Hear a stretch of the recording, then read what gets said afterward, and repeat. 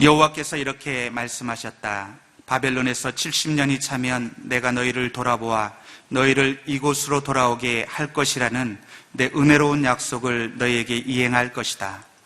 여호와의 말이다. 내가 너희를 위해 갖고 있는 계획들을 내가 알고 있으니 그것은 평안을 위한 계획이지 재앙을 위한 것이 아니며 너희에게 미래와 소망을 주기 위한 것이다. 그러면 너희가 나를 부르고 와서 내게 기도할 것이고 나는 너희 말을 들을 것이다. 너희가 너희의 온 마음으로 나를 찾을 때 너희가 나를 찾고 나를 발견할 것이다. 같이 읽겠습니다. 여호와의 말이다. 내가 너희에게 발견될 것이다. 그리고 내가 너희의 포로 상태를 돌이킬 것이다. 내가 너희를 추방했던 모든 곳들과 모든 민족들로부터 너희를 모을 것이다. 그리고 내가 너희를 포로로 끌려가게 했던 그곳으로 다시 데려올 것이다. 여호와의 말이다. 아멘.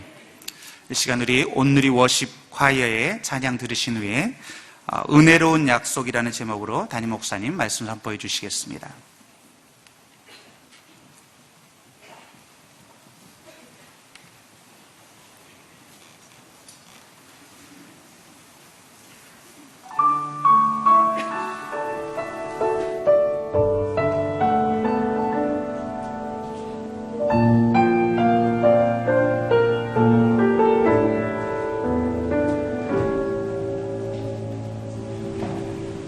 오직 주의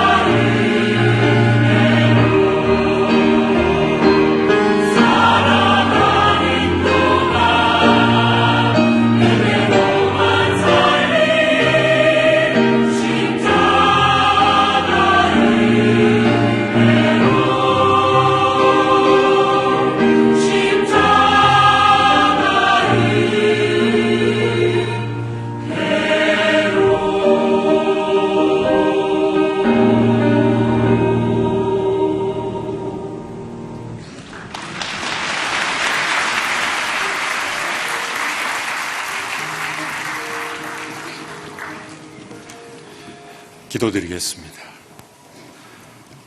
이 새벽에도 하나님의 은혜로 우리의 생명을 지켜주시고 오늘도 살아갈 수 있는 힘과 능력 주심을 감사합니다.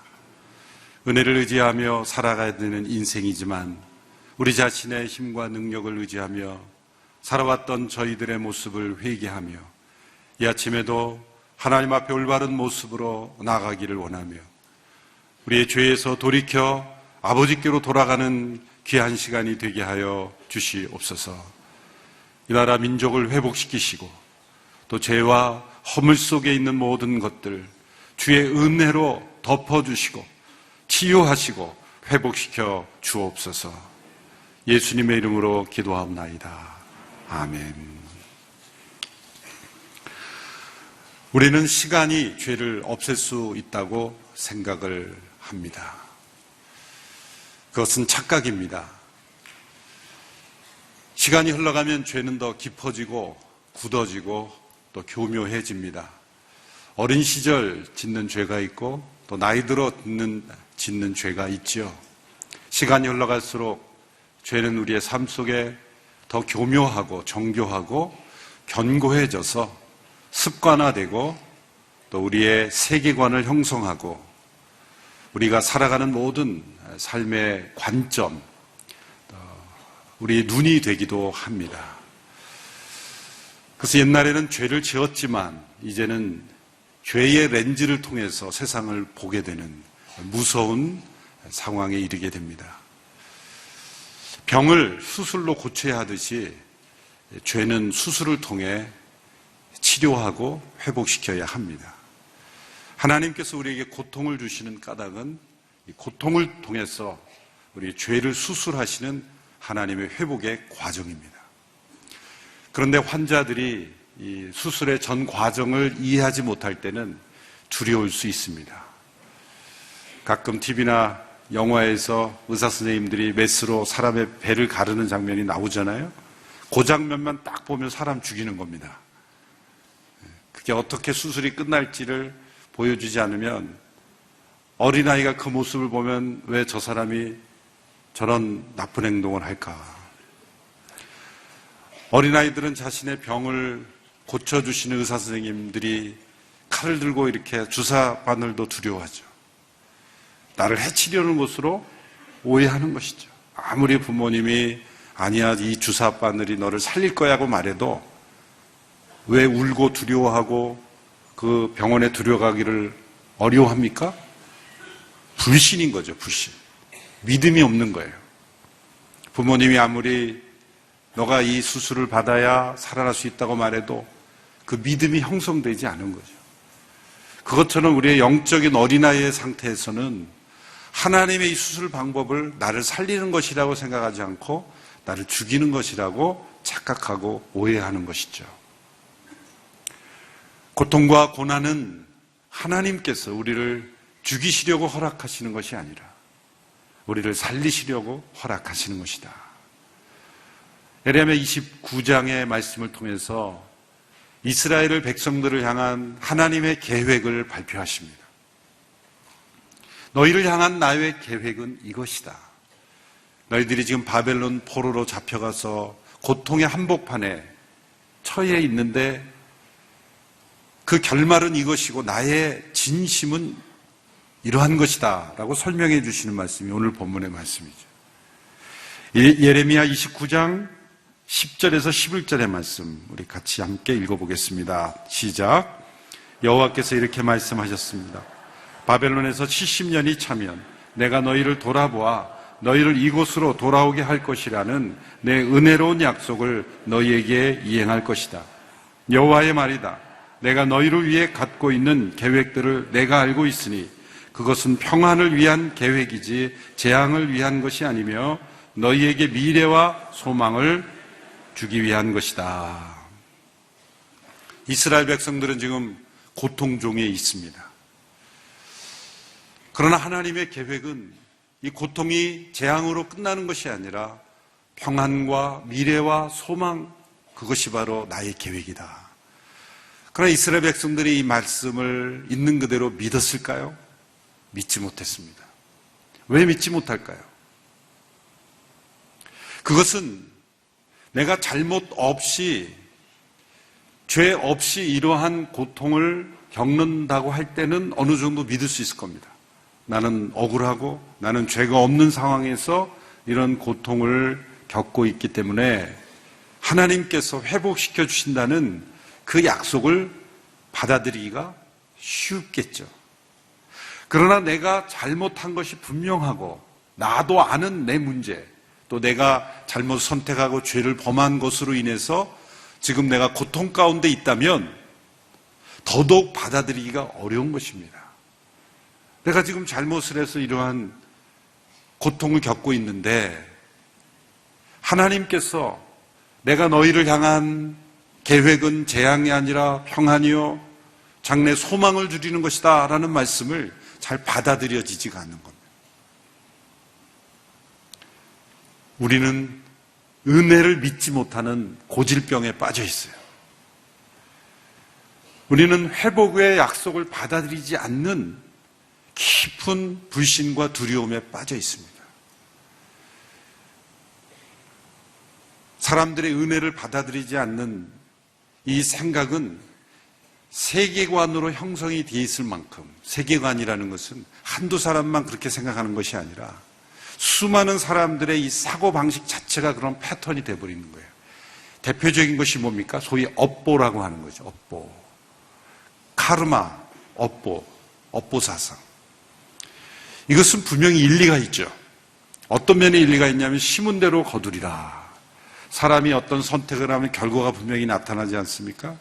선택에 따른 결과라는 과정이 분명히 우리 삶 속에 있기 때문에 이 업보의 일부분은 분명히 일리가 있어요.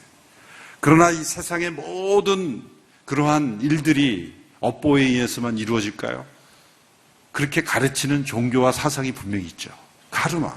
모든 것이 연결이 되어 있다.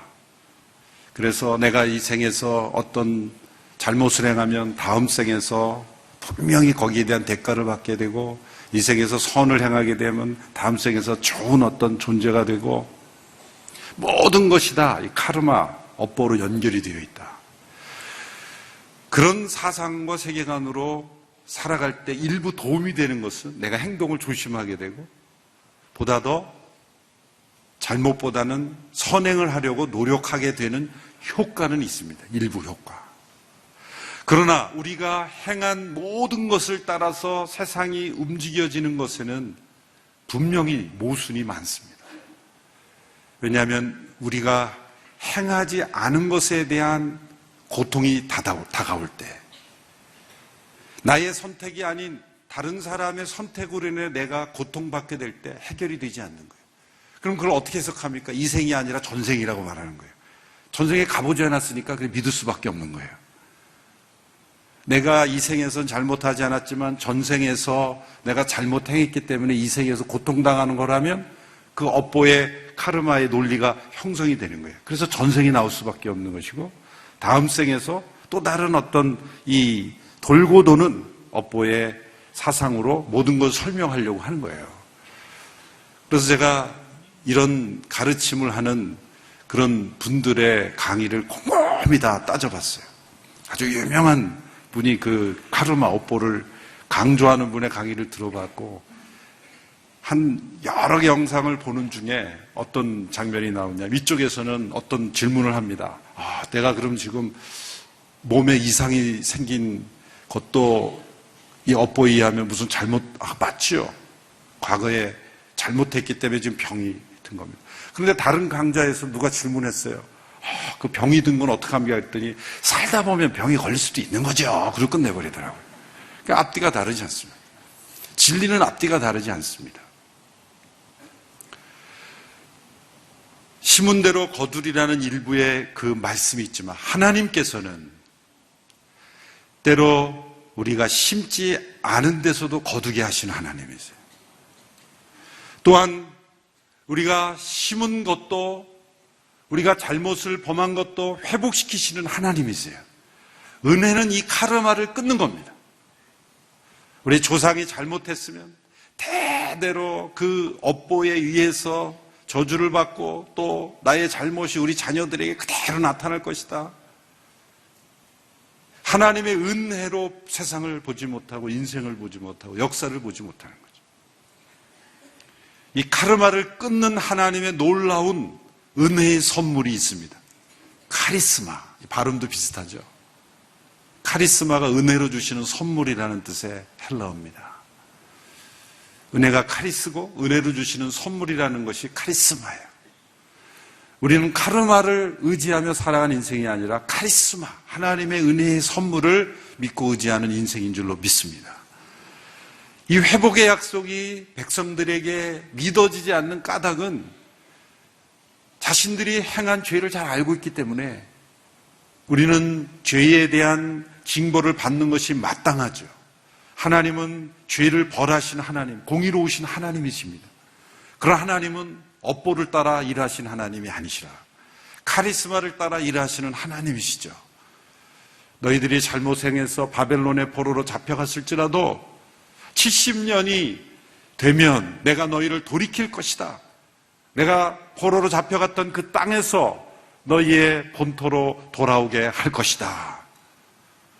하나님의 은혜로운 약속을 백성들에게 예레미야 선지자를 통해서 들려주셨지만 이 은혜의 약속을, 이 카리스마의 약속을 사람들은 믿음으로 아멘할 수 없었다는 거예요. 왜요? 우리의 삶 속에서는 은혜라는 시각보다는 업보라는 시각으로 세상을 보며 살아가는 게 익숙하기 때문이에요. 그게 우리의 인간의 생각에서는 용서라는 것보다는 보복이 더 익숙하기 때문이에요. 사랑보다는 미움이 더 익숙하기 때문에 어떤 일이 생기면 요즘도 가만히 보면은 한번 나쁘게 보기 시작하면 모든 것을 다 나쁘게 보는 성향이 있어요.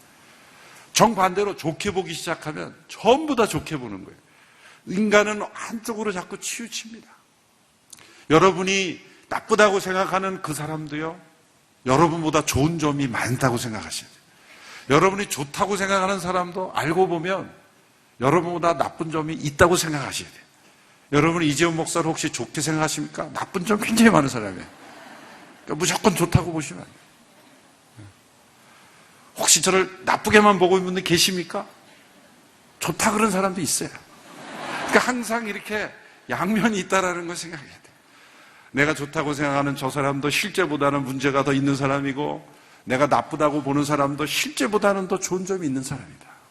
근데 우리는 항상 내가 미워하는 사람은 계속 더 미워해야 되고, 거기에다 더 붙여가지고 더 악하게 몰아가야 되고, 더 밉다고 여기는 그 인간의 본성 때문에 이 은혜의 시각을 갖지 못하는 거예요. 이 은혜로운 약속을 받아들이지 못해요.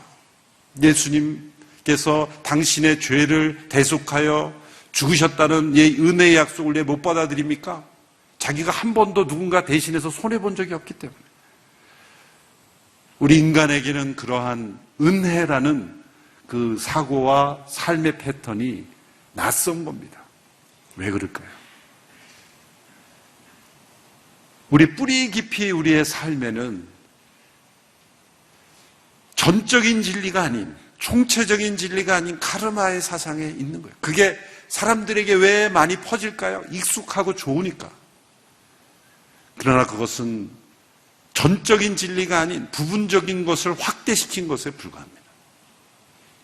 여러분, 카르마를 의지하며 살아가는 인생이 되겠습니까? 아니면 카리스마를 의지하여 살아가겠습니까? 우리 자녀들을 대할 때 여러분이 카르마로 대합니까? 카리스마로 대합니까? 카르마로 대하면 자녀들은 숨막혀서 세상을 살 수가 없어요. 너는 이렇게 행했으니까 나는 그 정도만 행하겠다. 너가 시험 성적 오르면 나는 더 잘해주고 떨어지면 난 못해주고. 그렇게 하면 자녀를 양육해 보세요. 자녀들이 괴물로 변할 겁니다. 괴물로 변할 거예요. 정작 그러면서 자기 자신을 어떻게 대합니까? 자기 자신에 대해서는 잘못한 것은 받아들이지 않고 잘한 것만 생각한 거예요. 받을 돈은 생각하고 자기가 빌린 돈은 생각하지 않는 그런 어떤 우리의 삶의 방식에 모순이 있다는 것이죠. 70년 후에는 돌아오게 할 것이라는 은혜로운 약속. 그 사람들, 백성들도 받아들이지 못했습니다. 하나님께서 역사를 움직여 가시는 모든 역사에 있어서 하나님께서는 심판과 징계로 끝나시는 하나님이 아니라 궁극적으로 평안과 복을 주시는 하나님. 요한계시록의 마지막은 어떻게 끝납니까? 요한계시록의 시작과 중반부는 무섭습니다. 하나님의 심판이 있고 하나님의 정죄와 심판이 그 불못에 떨어지는 심판이 있는데 마지막은 새하늘과 새 땅이라는 걸 기억하셔야 돼요. 하나님께서 불못에, 지옥의 불못에 떨어지게 하는 것을 기뻐하시는 하나님이 아니라 하나님의 본심은 우리 모두가 새하늘과 새 땅에 거하는 축복을 누리시기를 원하시는 하나님이에요. 불못이 하나님을 향한, 우리를 향한 하나님의 마지막 계획이 아니라 새하늘과 새 땅, 죄가 없는 곳, 어둠이 없고 슬픔이 없고 하나님의 은혜가 충만한 축복이 가득한 새하늘과 새 땅에 우리를 살게 하시는 거예요. 요한계시록 22장 21절 마지막 구절은 이렇게 끝납니다. 주 예수 그리스도의 은혜가 모든 사람에게 있기를 원합니다. 은혜로 끝나는 거예요. 하나님의 결론은 은혜입니다. 기독교가 다른 종교와 차이점이 뭡니까? 초월이 아니에요. 기독교에 일어나는 기적이 아닙니다. 다른 종교에서도 기적이 일어날 수 있어요. 기적이 우리가 믿는 진리의 최고 보증이 아닙니다. 진리의 보증은 은혜입니다. 우리의 행한 대로 우리를 대하지 아니하시고 우리의 죄를 뛰어넘어 하나님의 카리스마로 우리를 회복시켜 주시는 길을 약속하셨다는 것. 그것이 예수 그리스도의 십자가 안에서 우리를 다루시는 하나님의 계획이에요. 찰스 스펄전 목사님이 이러한 하나님의 은혜에 대해서 이렇게 역설하시며 고백하셨습니다. 제가 읽어드리겠습니다. 인간이 죄의 산을 쌓아 올리지만 하나님은 결코 그의 뒤질세라 더 높은, 노은이 아니라 더 높은 은혜의 산을 쌓아 올리신다. 인간이 높이 높은 죄의 언덕을 만들어내지만 하나님은 10배나 더 풍성한 은혜로 그 언덕들을 덮어버리신다. 죄와 은혜의 이런 시합은 마침내 전능하신 하나님께서 산을 뿌리채 뽑아 그 아래 인간의 죄를 묻어버리실 때까지 계속된다. 마치 파리 한 마리가 거대한 산 아래 묻혀버리는 것과 같다. 아무리 큰 죄도 그 크기를 가늠할 수 없는 하나님의 은혜를 가로막지 못한다. 인간의 죄보다 하나님의 은혜가 더 큽니다. 인간의 죄는 하나님의 은혜를 무너뜨릴 수 없습니다. 반면에 하나님의 은혜의 산은 파리 한 마리가 거대한 산에 파묻혀 버리는 것과 같이 아무리 큰 죄도 그 크기를 가늠할 수 없는 하나님의 은혜가 우리에게 주어져 있다는 거예요. 70년이 지나면 포로된 땅에서 돌아오게 하겠다. 지금 백성들의 삶이 지금 변화가 일어난 상태입니까? 아니죠. 여전히 그 백성들은 죄 가운데 있고 포로된 상태에 있고 심판을 받는 형벌 가운데 있습니다. 그런데 하나님은 그 심판의 한복판에 있는 그 백성들에게 회복의 약속을 주신다. 이것이 어떻게 인간에게서 나온 생각이겠어요? 성경이 하나님의 책임, 하나님의 말씀인 것은 인간의 사상, 어떤 시대, 어떤 사람들의 사상에도 이런 은혜의 약속은 사람들이 만들어낼 수 없는 거예요. 은혜와 용서의 그 아름다운 그 작품들은 다 성경에서, 성경을 묵상하고 성경의 영향을 받은 사람들이 이런 은혜와 용서라는 세상과 다른 패러다임을 우리에게 소개했을 뿐이에요. 하나님께서 고난을 통한 징계로 우리를 영적인 수술을 하시는 그 계획의 첫 번째 목적은 무엇입니까? 우리에게 회개케 하시는 거예요. 이 회개가 이루어지려면 우리 자신을 정확하게 깨달아야죠. 자신이 깨닫는 만큼 회개가 돼야 되는데, 문제는 뭐냐면은 자기의 머릿속에 기억나는 게 없는 거예요. 자기가 자신을 알지 못하는 거예요. 그런데 우리가 우리 자신을 언제 압니까? 고통과 고난 속에 들어갈 때 나 자신을 보게 되는 거예요. 인간의 성격과 심리 연구에 대한 많은 모델 중에서 조하리의 창이라는 그런 모델이 있습니다. 상담심리 공부하신 분들은 다 아실 텐데요. 나와 다른 사람 관계에서 어떤 상태에 있는지를 보여주고 또 개선해가는 그런 분석이죠. 여기 4개의 창문을 제시합니다. 첫 번째 창문은 공개적인 영역입니다. 공개적인 영역. 이것은 나도 알고 있고 다른 사람도 알고 있는 영역이에요. 다 아는 거예요. 나도 알고 다른 사람들이 아는 영역. 두 번째 창문은 숨겨진 영역입니다. 나는 알고 있지만 다른 사람은 알지 못하는 그런 영역이에요. 아무도 보지 않을 때의 나의 모습. 나는 알지만 사람들에게는 숨겨진 모습, 영역이죠. 세 번째 창문은 맹목의 영역입니다. 블라인드 스팟이죠. 다른 사람들은 다 알고 있는데 내가 모르는 겁니다. 지금 다른 사람들은 다 보고 있는데 내가 보지 못하는 그런 영역들. 네 번째 창문은 미지의 영역입니다. 이것은 나도 모르고 다른 사람도 모르는 내용들이에요.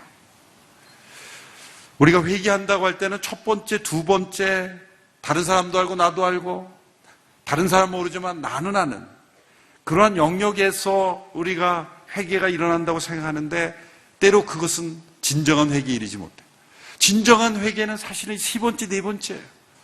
다른 사람은 다 아는데 나만 모르고 있다든가, 아니면 다른 사람도 모르고 나도 모르는 그런 미지의 영역. 이 영역까지 들어가야 우리가 진정 죄인임을 깨닫게 되는데, 그것은 고통스러운 하나님의 징벌 속에서만 깨달을 수 있는 거예요. 그래서 하나님께서 우리를 고통 가운데 처하게 하시는 겁니다. 그러나 그 고통을 주시는 계획이 우리를 재앙 가운데 죽이시려는 것이 아니라 수술을 통해 우리를 회복시키시는 하나님의 계획이라는 것을 하나님께서 말씀하고 계시는 거예요. 너희를 향한 나의 계획은 재앙이 아니라 평안이다, 회복이다, 구원이다, 다시 살아나는 것이다. 하나님께서 말씀하시는 거죠. 두 번째, 이러한 고통의 과정을 통해 하나님께서 가지고 있는 계획은 그것을 깨닫는데 머무르는 것이 아니라 마음을 온전히 회복시키게 하시는 거예요. 그래서 전심으로 기도하게 하시는 거예요. 하나님을 온 마음으로 찾게 하시는 겁니다. 12절에서 14절의 말씀에서 그러한 계획을 말씀하십니다. 같이 읽어보겠습니다. 시작. 그러면 너희가 나를 부르고 와서 내게 기도할 것이고 나는 너희 말을 들을 것이다. 너희가 너희의 온 마음으로 나를 찾을 때 너희가 나를 찾고 나를 발견할 것이다. 여호와의 말이다. 내가 너희에게 발견될 것이다. 그리고 내가 너희의 포로 상태를 돌이킬 것이다. 내가 너희를 추방했던 모든 것들과 모든 민족들로부터 너희를 모을 것이다. 그리고 내가 너희를 포로로 끌려가게 했던 그곳으로 다시 데려올 것이다. 여호와의 말이다. 너희가 나를 부르고 기도하며 온 마음으로 전심으로 나를 찾을 때 나를 찾고 나를 발견할 것이다. 내가 너희에게 발견될 것이고 나는 너희를 돌이킬 것이다. 이 하나님의 돌이키시는 회복의 두 번째 중요한 사실이 전심으로 하나님을 찾게 하신다는 거예요. 놀라운 것은 우리가 스스로 자발적으로 찾지 않으면 강제로라도 찾게 하시는 거예요. 고통을 통해서. 고통이 없으면 우리는 전심으로 하나님을 찾지 않습니다.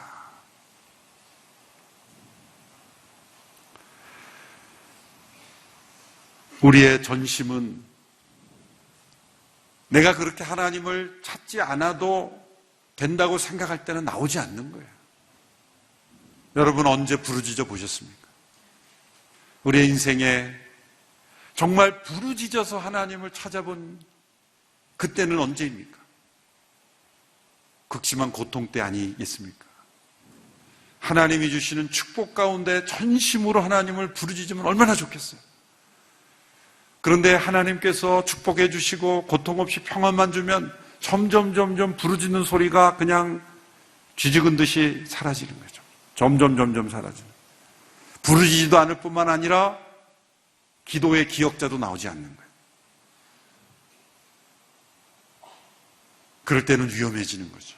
우리의 마음이 전심으로 하나님께 붙어 있어야 고통이 없을 때도 모든 일에 하나님을 의지하며 살아가야 되는데 평안할 때는 하나님을 의지하지 않아요. 그런데 신기한 것은 평안할 때 하나님을 의지하지 않으면 고통이 와도 하나님을 의지하지 않는다는 거죠. 여러분 무슨 일이 생기면 하나님을 다 의지하게 되는 것이 쉽게 됩니까? 안 돼요. 사람을 찾게 되고 자신을 의지하게 되고 어떤 다른 힘을 의지하게 되지. 하나님 앞에 전심으로 나올 때는 언제입니까? 다 이런 말을 하고 나죠. 이제는 기도밖에 없어. 그때 이제 전심이 나오는 거예요. 모든 힘과 자기가 할 수 있는 걸 다 해보고 이제 포기할 때, 그러면 그때는 언제입니까? 이미 극한 고통 속에 있을 때 전심이 나오는 거예요. 그러나 그러한 상황 속에서라도 전심으로 온 마음으로 너희가 나를 찾고 부르짖으면 내가 너희에게 만날 것이다. 내가 너희를 돌이킬 것이다. 너를 추방했던 모든 곳으로부터 너를 다시 돌아오게 하고 모을 것이다. 이렇게 우리가 우리 자신을 알지 못해요. 온 마음으로 하나님을 찾으라고 하신 말씀은 하나님께 나아가는 자를 하나님이 결코 버리지 않으실 것이라는 믿음을 가지고 나아가라는 것입니다. 하나님께서는 진심으로 회개하며 하나님을 찾는 자들을 결코 버리지 않으십니다. 예수님께서 베드로에게 내게 잘못한 자를 70번씩 7번이나 용서해 주라고 하셨죠. 사람은 잘 쉽지 않죠. 그런 말씀을 하신 예수님은 어땠습니까? 그 말씀대로 행하셨어요. 베드로를 70번씩 7번이라도 용서하셨잖아요. 우리는 계속 잘못을 구하면 이제 용서하기 힘들어합니다. 사람들은. 그러나 하나님은 우리가 반복된 죄일지라도 진심으로 그 상황에서의 진심으로 하나님 앞에 나가면 하나님은 받아주시고 돌이키시는 하나님이십니다. 우리가 징계 가운데 있을 때 하나님께서 우리는 벌 주시고 우리만 벌 주시고 하나님은 평안히 계시겠습니까? 자녀에게 벌을 주고 자녀에게 어떤 잘못에 대한 벌을 주고 부모는 기쁘게 있습니까? 그런 부모가 아니겠죠. 자녀에게 벌을 주면 자녀만이 아니라 그 부모도 아픈 거예요. 하나님께서 우리를 고통 가운데 버려두시지 않고 하나님도 함께 고통당하시는 하나님이세요. 이제 우리 40일 새벽 기도에 아세안 합신학교에 이한영 교수님이라는 분이 오셔서 이제 말씀 전하실 거예요. 제가 그 교수님 통해서 많은 그 감동을 받았어요. 그 중에 하나가 우리나라의 많은 외국인 신학생들을 잘 돌보는데요.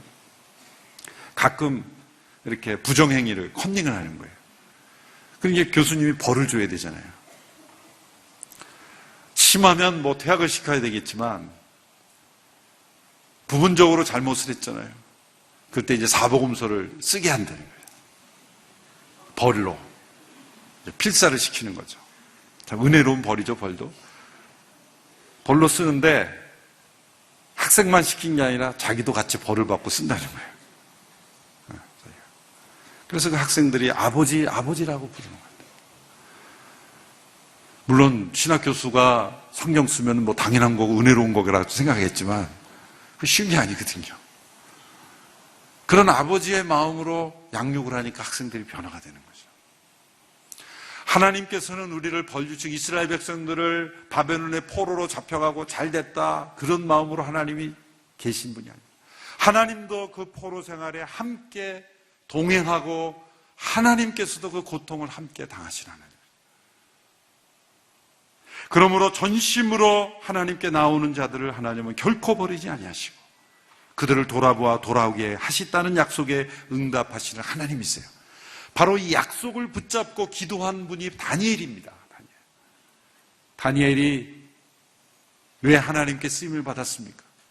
그런 기도했을 뿐만 아니라 이 예레미야의 예언의 말씀이 그가 서책을 통해서 읽게 되고 이 약속을 붙잡고 기도했다는 거예요. 우리가 읽은 이 예레미야 29장의 10절 14절의 이 말씀을 놀랍게도 그 당시에 누군가 그것이 기록으로 되어 있어서 예레미야의 예언된 내용들이 그 당시에 이렇게 그 문서로 돌아다닌 거예요. 포로로 잡혀가 있던 다니엘이 그 예레미야의 서책을 읽었다. 이런 구절이 나와요. 다니엘 9장 1절 3절의 말씀 보십시오. 다니엘 9장 1절 3절의 말씀을 같이 읽겠습니다. 시작. 메대 사람인 아하수에로의 아들 다리오가 왕이 돼 바벨론을 다스린 첫 해였습니다. 곧 그가 다스린 지 1년 되던 해에 나 다니엘은 하나님의 말씀이 기록된 책을 보고 여호와께서 예언자 예레미야에게 연수를 정해 말씀하셨음을 알았습니다. 여호와께서는 예루살렘이 무너진 지 70년 만에 돌이키시겠다고 하셨습니다. 나는 먹지도 마시지도 않고 옷이 굵은 베옷을 입고 재를 뿌린 채 주 하나님께 기도하며 구했습니다 라고 하면서 4절부터 이 9장 전체에 다니엘의 기도가 나와요. 너무나 감격적이고 감동적인 나라와 민족을 위한 기도예요. 여러분이 오늘 하루 다니엘 9장을 꼭 읽으시면서 함께 기도할 수 있게 되기를 바라요. 그런데 다니엘이 기도하게 된 계기가 뭡니까? 바벨론에서 하나님의 말씀, 예레미야를 통해서 연수를 정해서 말씀하신 그 내용을 읽었다는 거예요. 우리가 구절이 읽은 것을 다니엘도 읽은 거예요.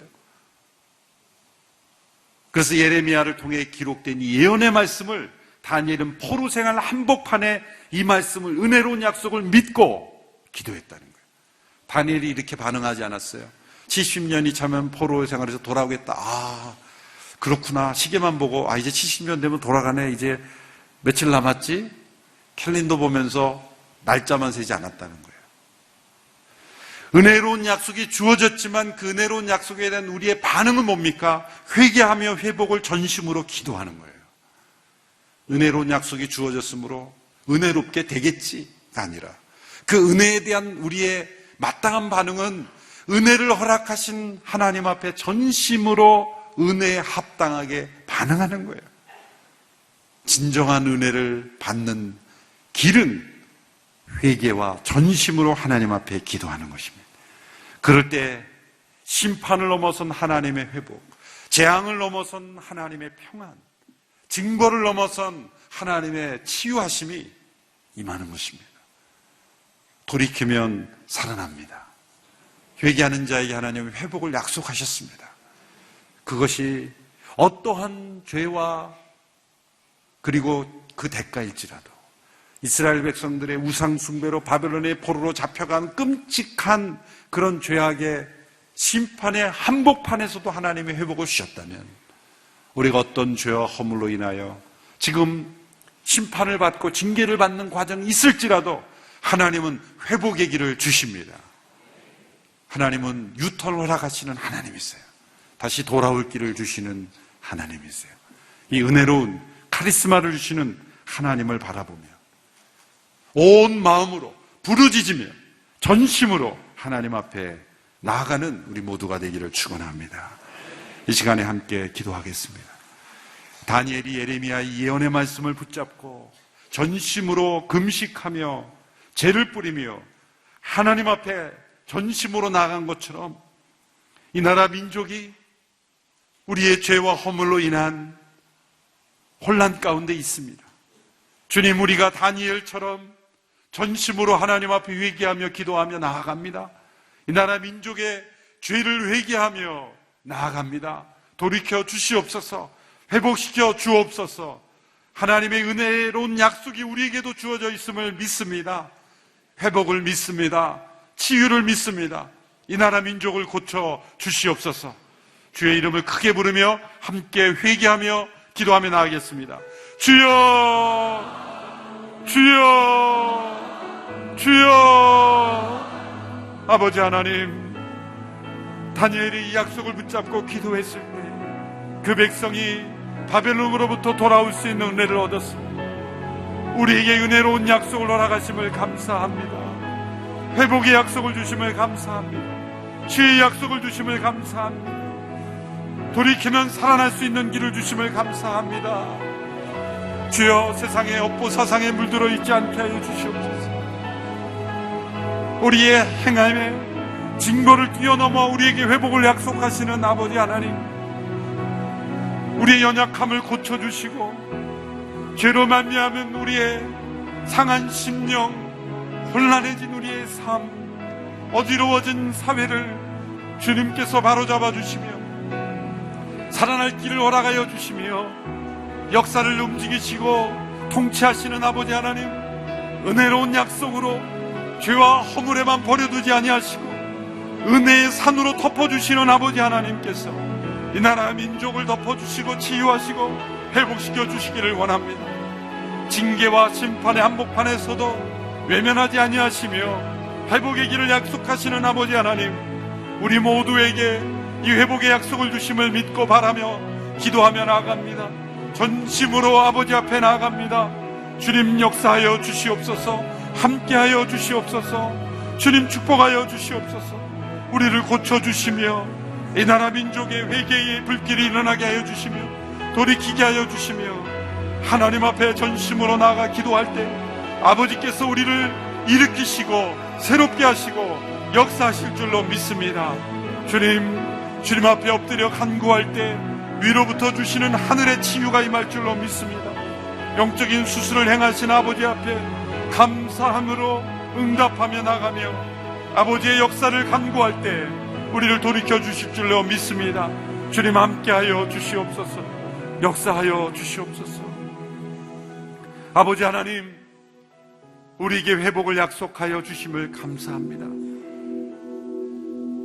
우리의 뿌리 깊이 우리의 마음에 배어있는 불신으로 인하여 은혜를 믿지 않음을 용서하여 주시옵소서. 하나님의 회복을 받아들이지 않음을 용서하여 주시옵소서. 심판의 한복판에서도 회복의 약속을 주시는 은혜로우신 아버지 하나님, 이 나라 민족을 주의 은혜로 덮어주시고 치유하여 주시옵시고 돌이키게 하여 주시고 아버지의 은혜 가운데 거하며 전심으로 아버지 앞에 나아가는 우리 모두가 되도록 역사하여 주시옵소서. 예수님의 이름으로 기도하옵나이다. 아멘. 우리 아까 부른 찬양 인내하신 구세주여, 이 찬송 함께 1절 부르고 계속해서 기도하며 나가겠습니다. 인내하신 구세주여 함께 찬양합니다.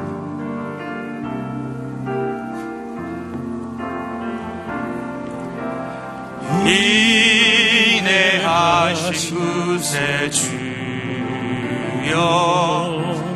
내가 비오니 죄인오라 하실 때에 날 부르소서.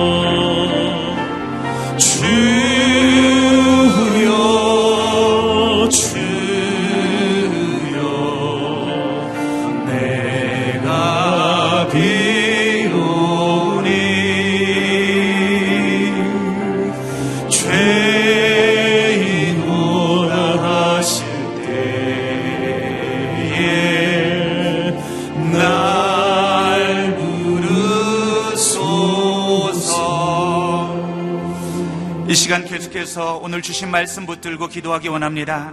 하나님, 우리의 삶의 은혜의 시각을 회복시켜 주시옵소서. 감사가 회복되게 도와 주시옵소서.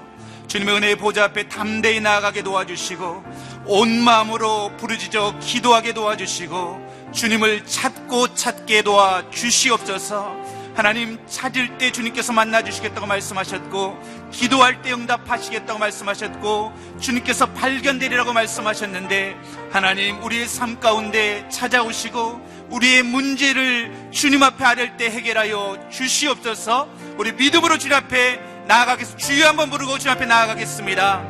주여! 살아계신 아버지 하나님, 이 시간 다시 한번 믿음으로 주님 앞에 나아갑니다. 약속의 말씀 붙들고 주님 앞에 나아갑니다. 하나님, 우리가 찾고 찾을 때 만나 주시겠다고 약속하신 하나님, 우리가 주님 앞에 부르짖어 기도할 때 우리의 기도에 응답하시겠다고 말씀하신 하나님, 우리의 기도를 응답하여 주시옵소서. 우리의 삶에 찾아와 주시옵소서.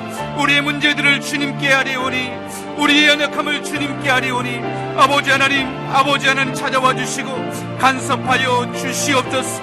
아버지 하나님, 주님의 은혜가 아니면 아버지 하나님 감당할 수 없는 이 문제들 하나님 하나하나 하나님 간섭하여 주시고 주님의 능력을 드러내 주시고 주님의 살아계신 은혜로 아버지 하나님 해결하여 주시옵소서. 우리의 마음의 문을 활짝 열고 내 삶의 문을 활짝 열고 주님을 초청하오니, 주여 주님의 은혜의 보좌에서 흘러나오는 그 은혜로, 주님의 능력으로, 주님의 음성으로 아버지 하나님, 우리의 아버지 하나님 삶을 덮어 주시옵소서. 주님의 은혜 생수로 우리의 영혼을 부어 주시옵소서. 능력으로 함께하여 주옵소서. 우리 아버지 하나님 삶에 아버지 하나님 질병 가운데서 우리를 치료하여 주시옵소서.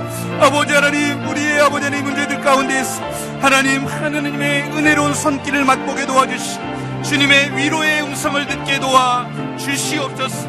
아버지 하나님, 이 새벽에 하늘문을 열어주시고 은혜의 문을 활짝 열어주시고 아버지 하나님 내 삶 가운데 찾아와 주시고 임자하여 주시고 좌정하여 주시고 다스려 주시옵소서. 주님이 내 삶의 주관자가 되어주시고 왕이 되어주시고 주인 되어주셔서 하늘의 능력과 권세로 아버지 하나님 이 문제들을 해결하여 주시옵소서. 아버지 하나님, 그래서 우리 안에 감사의 아버지 하나님 찬양이 회복되어지게 도와주시고 아버지 하나님 주님을 향한 아버지 하나님이 사랑의 고백이 회복되어지게 도와 주시옵소서. 아버지 하나님 감사합니다. 우리 계속해서 이 시간 우리 한국교회를 위해서 기도하겠습니다. 하나님, 주님께서 우리 교회를 우리 나라와 민족의 소망이 되라고, 나라와 민족의 영적인 영향력을 미치라고 불러주셨지만 아버지 하나님, 우리 안에 아버지 하나님 영적인 영향력을 잃어버린 것을 고백합니다. 이 시간 우리 한국교회에 다시 한번 거룩과 성결의 영을 회복시켜 주시옵소서. 영적인 능력을 회복시켜 주시옵소서. 기도의 능력을 회복시켜 주시옵소서. 우리 주여 한번 부르고 기도하시겠습니다. 주여!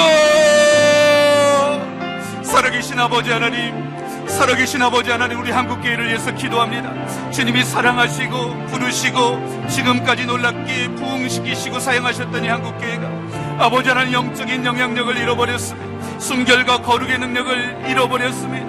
아버지 나라와 민족을 위해서 부르심받은 우리가 아버지 나라와 민족을 향한 책임을 아버지는 다하지 못했습니다.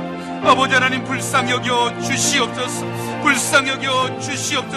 한국교회 안에 다시 한번 회개의 영을 불어넣어 주시옵소서.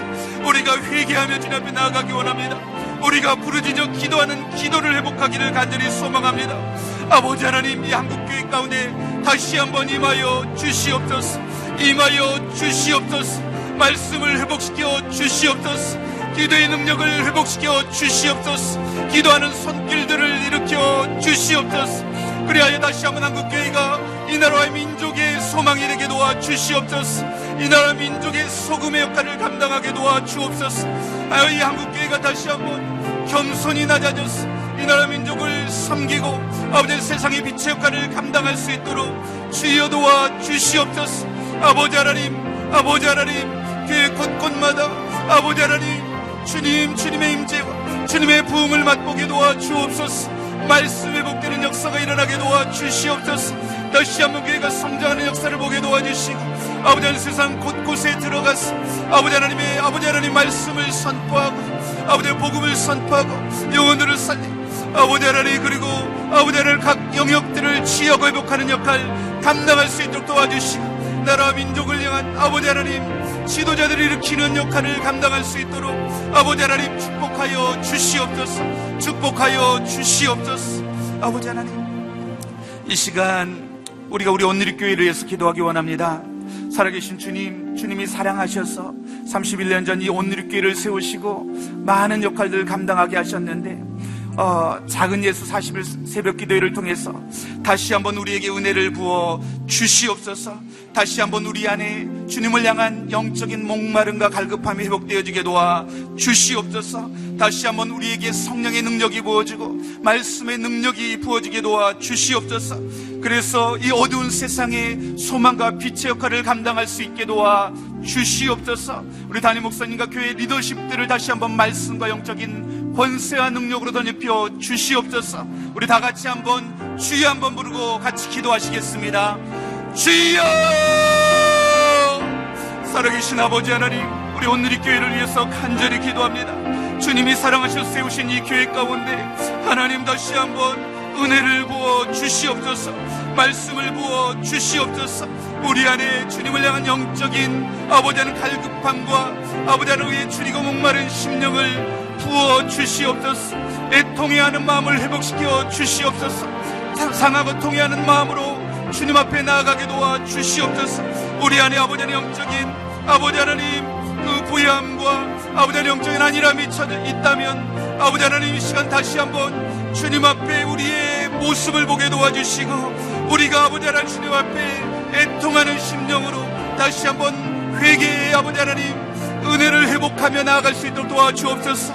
이 작은 예수 40일 새벽 기도회가 주님 앞에 다시 한번 회개하고 회복의 은혜를 맛보는 시간 되게 도와주옵소서.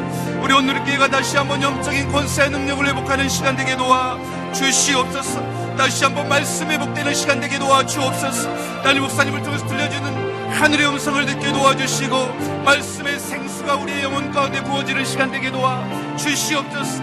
우리 오늘 교회가 우리 자신만을 위한 교회가 아니라 이 어두운 세상 가운데 아버지 소금의 역할을 감당하게 도와주옵소서. 빛의 역할을 감당하게 도와주옵소서. 열방으로 나아가 열방을 회복하는 역할을 감당하게 도와주옵소서. 아버지 하나님께 주신 소명을 온전히 감당할 수 있는 능력과 은혜를 부어 주시옵소서. 교회 리더십들을 하나님 기억하여 주시고 아버지 함께 기도하기를 쉬지 않게 도와주시고 날마다 말씀을 붙들고 약속의 말씀을 붙들고 주님 앞에 나아가게 도와주옵소서. 먼저 우리의 영에 아버지 영적인 각성과 부흥이 일어나게 도와주시옵소서. 그래서 우리 오늘 교회가 다시 한번 이 세상의 소망이 되게 도와주시고 한국교회의 아버지 하나님 소망이 될 수 있도록 주님 우리 오늘 교회를 회복하시고 사용하여 주시옵소서. 계속해서 우리 오늘 교회가 아버지 하나님 앞으로 아버지 30년 50년 아버지 하나님 주님의 아버지 하나님 기뻐하시는 교회 주님이 아버지 하나님 사용하시는 교회 이 세상의 소망이 되는 교회가 되기를 간절히 소망하오니 아버지 하나님 우리를 회복시켜 주옵소서. 우리 가운데 은혜를 베풀어 주시옵소서. 아버지 하나님 감사합니다. 아버지 하나님 감사합니다. 살아계신 주님, 작은 예수 40일 새벽 기도회를 통해서 하나님의 은혜의 말씀, 생명의 말씀을 부어주시니 감사를 드립니다. 우리에게 말씀을 들을 귀를 허락하여 주시고 우리 안에 깨닫는 역사가 있게 도와 주시옵소서. 회복의 역사가 있게 도와 주시옵소서. 우리가 다시 주님 앞에 애통해하며 회개하는 심령으로 나아가게 도와주시고 아버지 하나님 우리 안에 능력과 영광으로 임하시는 주님을 경험하는 복된 시간 되게 도와주시옵소서.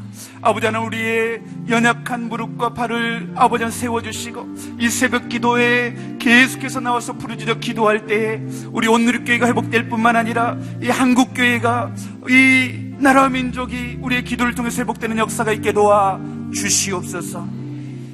지금은 우리 주 예수 그리스도의 은혜와 하나님의 크신 사랑과 성령의 내주 감화 교통하시는 역사가 이제 은혜의 시각을 회복하고 믿음으로 담대히 주님 앞에 나아가 부르짖어 기도하며 응답받기를 소원하는 이 자리에 모인 모든 주의 사랑하는 성도들 위해 한국교회와 그리고 열방 가운데 주님의 복음을 증거하고 있는 우리 선교사님들 위해 이제로부터 영원토록 함께 계시기를 간절히 축원하옵나이다. 아멘.